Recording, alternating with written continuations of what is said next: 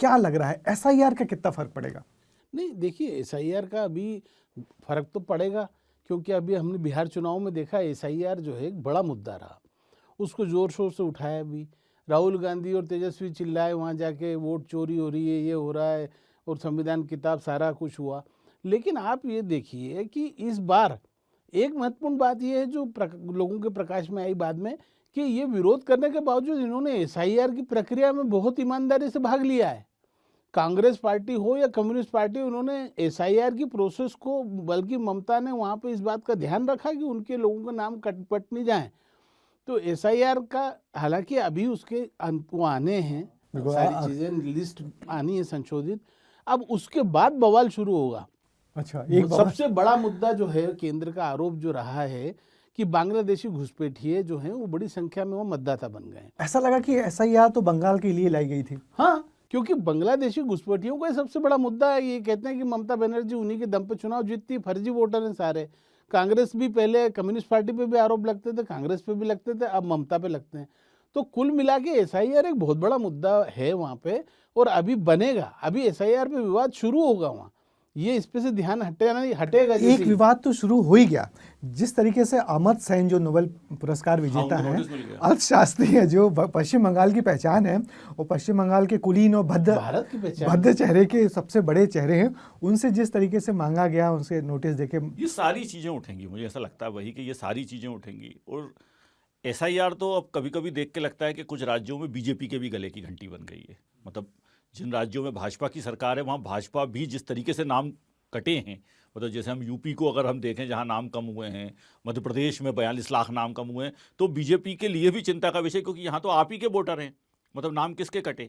तो यदि पश्चिम बंगाल में एसआईआर का फ़ायदा, अभी जो पहली बार में जो एसआईआर दिख रहा है, वो जहाँ भी अपोजिशन है उसको उसका फ़ायदा दिखाई देगा, क्योंकि जो सत्ता में है जो नाम कटे होंगे उसमें सत्ताधारी दल को ही ज़्यादा वोट मिले हैं। तो जो नाम जो कम हो रहे हैं वो वोट, उनमें से हम ये मान सकते हैं कि अधिकतर वोट जो रूलिंग पार्टी है उसको मिले होंगे।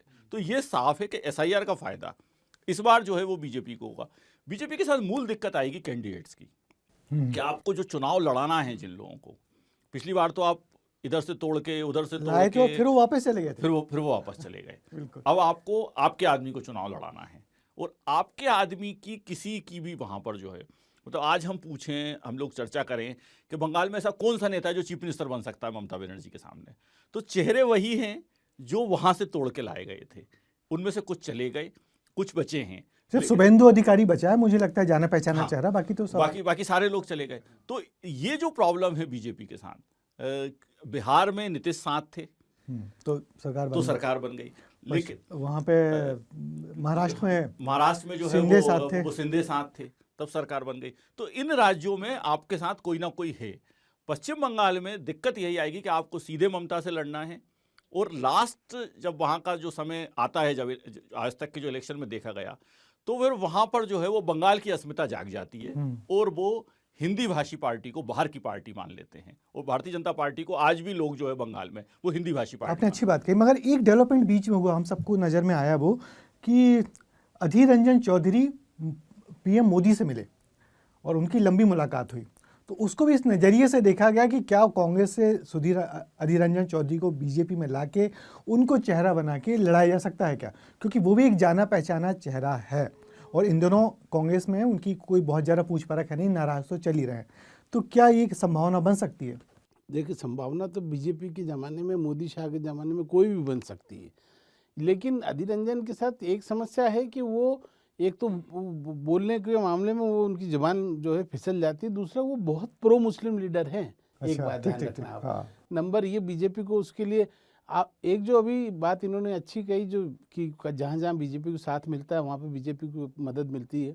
ये लोग हेमंत सोरेन पे काफ़ी दिनों से डोरे डाल रहे हैं, क्योंकि एक बहुत बड़ा इलाका झारखंड का पश्चिम बंगाल के साथ जुड़ा हुआ है, और पश्चिम बंगाल के अंदर झारखंड के मतदाता, झारखंड के लोग बहुत बड़ी संख्या में रहते हैं, और पिछली बार भी उसने वोट प्रचार किया था ममता के लिए। हेमंत सोरेन ने पिछली बार बिहार का भी फायदा मिलेगा बीजेपी को। तो मैं वही आगे वही कह रहा हूँ कि जैसे इस बार, पिछली बार आपने देखा था मिथुन चक्रवर्ती फेल हो गए, लेकिन शत्रुघ्न सिन्हा और इरफान पठान अभी 2 स्टार प्रचारक हैं ममता के पास। आप ध्यान रखना इस चुनाव के लिए, आप शत्रुघ्न सिन्हा को अब देखें कितना वो होते हैं वो। हाँ, अब नहीं तो उनके दामाद भी मुस्लिम हैं हाँ। और वो बिहारी हैं और वो कायस्थ हैं। कायस्थ हैं। वहाँ पे कायस्थ वोटरों का बहुत बड़ा प्रतिशत ये है जो ट्रिपल पश्चिम इंजन बंगाल की में। सरकार हाँ, अभी आपको देखेगा हमारे यहाँ के मंत्री विश्वास सारंग देखेंगे, आपको ड्यूटी लगेगी, पक्का है उनका। जो पिछली बार भी गए पिछली बार भी गए थे वो, और घटिया सी होटल में रुके हाँ, थे। वो फिर ड्यूटी लगेगी उनकी। ये ट्रिपल इंजन की सरकार हो गए शत्रुघ्न सिन्हा। आप देखो हाँ। कि उनको जो है कायस्थ भी हैं, बिहारी भी हैं और वो फिल्म स्टार भी हैं, और वो अब ये इस बार उनके दामाद भी मुस्लिम हो गए। ये सब मिला के आप ये देखिए कि उनका वो प्रचार में इस बार इन लोगों को झोंकेगी ममता। बिल्कुल बिल्कुल। तो और फिर ये जो अभी अमर्त्य सेन वाली आपने जो बात बोली ना, ये देखिए कि इसको ये बंगाली अस्मिता से जोड़ देगी ममता, कि देखिए बंगाली अस्मिता के इतने बड़े चेहरे, बंगाल के गौरव, बंगाल का नाम रोशन जिन्होंने पूरी दुनिया में किया, उनको ही नोटिस दे देते।